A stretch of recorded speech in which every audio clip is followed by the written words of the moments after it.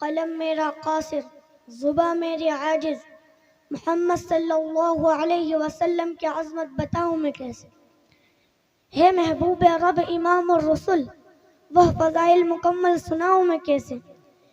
ملت اسلامیہ کے دھڑکتے دلوں، بعثت نبوی صلی اللہ علیہ وسلم سے قبل پورے جزیرۃ العرب پر کوئی حکمرانی کرنے کے لیے تیار نہیں تھا، اور نہ نظام مکمل تھا، اور عدالت، انسانیت، امانت و دیانت، عصمت و عفت، صلاح و تقوی، زہد و ورع کا جنازہ نکل چکا تھا، شرافت و عزت کی کلیاں مرجھا چکی تھی، شرک و ضلالت کی تاریکی ہر سمت نظر آ رہی تھی، نفرت، ظلمت، شقاوت اور عداوت کا دور دورہ تھا۔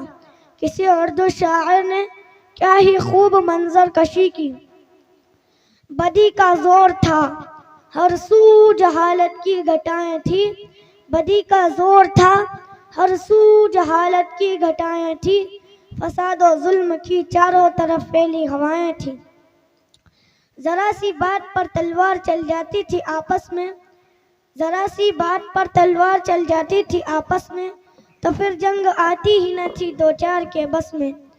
اگر لڑکی کی پیدائش کا گھر میں ذکر سن لیتے، اگر لڑکی کی پیدائش کا گھر میں ذکر سن لیتے تو اس معصوم کو زندہ زمین میں دفن کر دیتے۔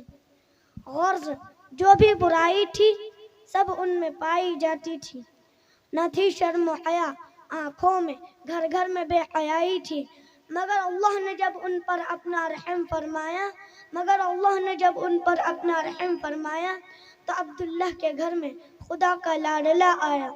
قدرت خداوندی نے اس پرفتن دور میں شیدائیان لات و عزا کو رشد و ہدایت کے راستے پر گامزن کرنے کے لیے، وحشت و بربریت کو ختم کرنے کے لیے فاران کی چونٹیوں سے آفتاب رسالت صلی اللہ علیہ وسلم کو طلوع فرمایا۔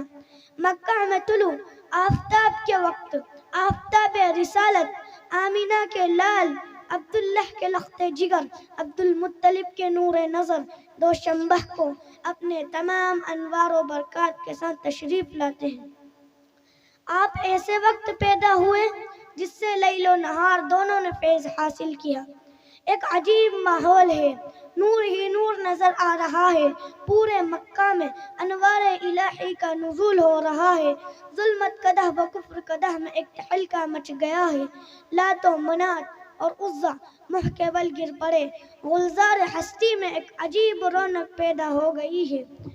چاروں سمت سے بس ایک ہی آواز سنائی دے رہی ہے، ایک والا آ گیا، ایک والا آ گیا، وہ آ گئے تو آ گیا دنیا میں انقلاب، وہ آ گئے تو آ گیا دنیا میں انقلاب، اجڑا ہوا چمن تھا گلستان کر گئے۔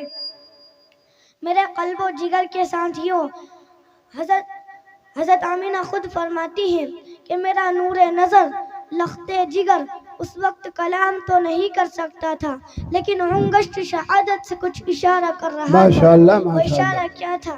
وہ اشارہ اشہد ان لا الہ الا اللہ کا اشارہ تھا۔ قلب آمینہ میں مسرت و خوشی کی حد نہ رہی جب محمد کی اداؤں کو دیکھا، لیکن کچھ غم کے اثرات بھی ہیں۔ فرماتی ہیں کہ کاش آج عبداللہ ہوتے تو اس لخت جگر کو جو چاند سے بھی زیادہ خوبصورت ہے دیکھ کر کتنے خوش ہوتے، کھلونا وغیرہ لاتے۔ غیب سے آواز آئی، اے آمینہ فکر مت کرو، اس کا رب بھی میں ہوں، مربی بھی، استاذ بھی، سب کچھ ہوں میں اس کا۔ اگر یہ بچہ کھلونا مانگے تو چاند کو کھلونا بنا دوں گا، اگر سیر و تفریح کو دل چاہے تو معراج پر بلا لوں گا، اگر کوئی شہادت طلب کرے تو پتھروں سے بھی کلمہ پڑھا دوں گا۔ اس کے بعد عبد المطلب آتے ہیں، سوال کرتے ہیں، اے آمینہ کوئی نام سوچا ہے؟ آمینہ کہتی ہیں کہ جب سے یہ بچہ پیدا ہوا ہے کہ زبان پر قابو ہے نہ قلب پر۔ ذہن میں کئی نام آتے ہیں لیکن قلب میں دستک ہوتی ہے کہ محمد صلی اللہ علیہ وسلم تو عبد المطلب نے رکھا۔ سبحان اللہ، اے آمینہ، اس نام کو اور اس نام کے بچے کو میں نے پورے جزیرۃ العرب میں نہ دیکھا اور نہ سنا۔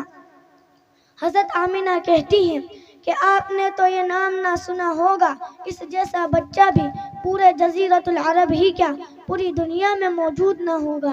یہ وہ بچہ ہے جس کی تعریف خود رب کائنات کرتا ہے۔ ملت اسلامیہ کے پاسبانوں، آپ کا نام محمد ہی نہیں تھا بلکہ عنوان بن گیا تھا۔ آپ کو تمام محاسن کا ایک خوبصورت گلدستہ بنا دیا تھا۔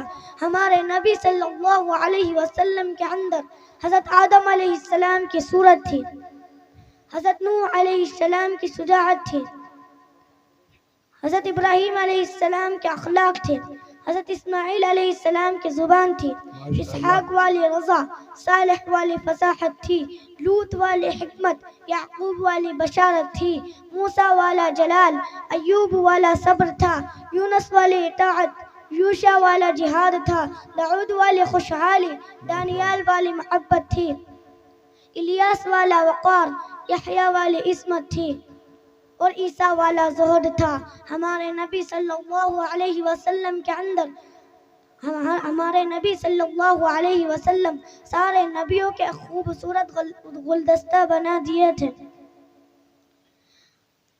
حضرت حلیمہ پر نور صلی اللہ علیہ وسلم کو لے کر دبلی پتلی سواری پر سوار ہوتی ہیں۔ ایک کمزور سواری کو محمد صلی اللہ علیہ وسلم کی برکت سے قوت عطا ہوتی ہے